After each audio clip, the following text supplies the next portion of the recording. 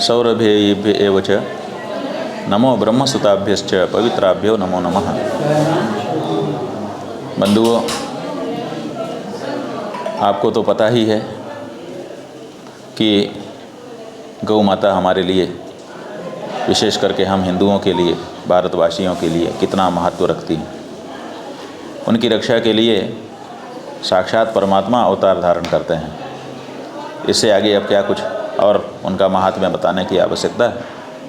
हम समझते हैं कि अगर आप हिंदुओं को हम गौ माता का महात्म्य बताने चलें तो इसका मतलब होगा कि मामा से ननिहाल का हाल हम कहें। आप सब जानते हैं कि गौ माता का हमारे जीवन में कितना महात्म्य है और उनकी रक्षा हमारा परम धर्म है और उनकी हत्या हमारे लिए सबसे बड़ा पाप है। उसको देखना, उसको देख करके कुछ न बोलना, चुप रह जाना, कहीं न कहीं मौन उसका समर्थन है। और जिन नेताओं के कारण गौ माता की हत्या को बढ़ावा अपने देश में लगातार मिलता जा रहा है, उन नेताओं को वोट दे करके अपना समर्थन करना, ये तो और बड़ा पाप कहीं न कहीं हो जाता है। और इसीलिए आप हिंदुओं को गौ हत्या के पाप से बचाने के लिए और गौ रक्षा का पुण्य प्रदान करने के लिए हम इस समय बिहार की अपनी यात्रा गौ मतदाता संकल्प यात्रा कर रहे हैं। इसी के क्रम में दरभंगा हमारा आना हुआ और हम सबसे पहले दरभंगा आए तो अब तो ये इतिहास हो गया कि आपके गांव कंसी में आए। दरभंगा जब हम आए तो सबसे पहले किस गांव में आए? अब कंसी के लोग ये कह सकते हैं कि हमारे गांव में सबसे पहले शंकराचार्य जी आए थे और वहाँ पर हमने मंदिर प्रांगण में जाकर के भगवान शिव का और भगवती पार्वती जी का दिव्य दर्शन किया, आप लोगों से मिले। हमारे मिथिला क्षेत्र प्रभारी सुजीत कुमार चौधरी जी के माध्यम से ये कार्यक्रम बना था और उन्होंने हमको बताया है कि भोगी मिश्र जी, दयानाथ झा जी, विजय झा जी, प्रकाश कुमार चौधरी जी, हरे राम जी, मुरारी चौधरी जी, पवन चौधरी जी और मनोहर मिश्र आदि वहाँ पर सक्रिय रूप से स्वागत कार्यक्रम में उपस्थित थे। बहुत सारे दूसरे भी लोग थे, माताएं थीं, बच्चे थे प्यारे प्यारे, और उन सबको हमने देखा।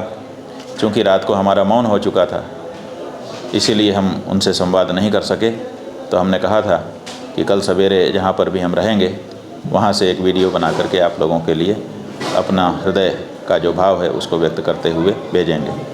तो अभी हम दरभंगा ज़िले में ही हैं, कहीं दूसरी जगह नहीं गए हैं।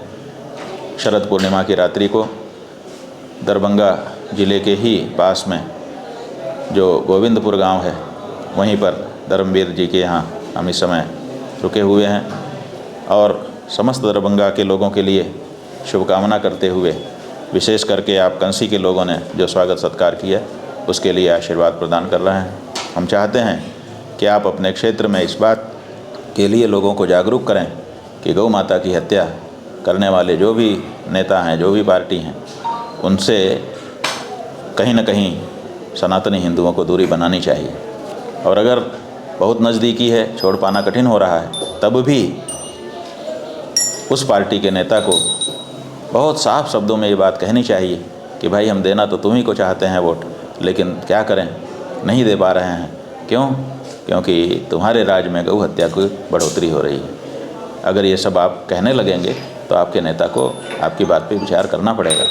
जब आप कुछ कहते ही नहीं हैं और उसको वोट देते चले जाते हैं तो वो समझता है कि गाय की पूजने वालों के बीच में जा कर के गाय की पूजा का फ़ोटो दिखा दूंगा और गाय को काटने खाने वालों के बीच में जा कर के इंटरनेट से गौ हत्या का आंकड़ा दिखा दूंगा, दोनों खुश हो जाएंगे।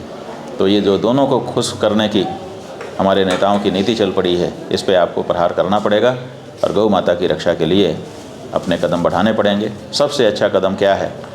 लोग गौ माता के लिए दान देने के लिए कोशिश करते हैं। हम कहते हैं कि गौ माता दान से अगर रक्षा हो पाती तो अभी तक लगातार आपने गौ माता के लिए कितना दान किया है, लेकिन दान से गौ रक्षा नहीं हो पा रही है।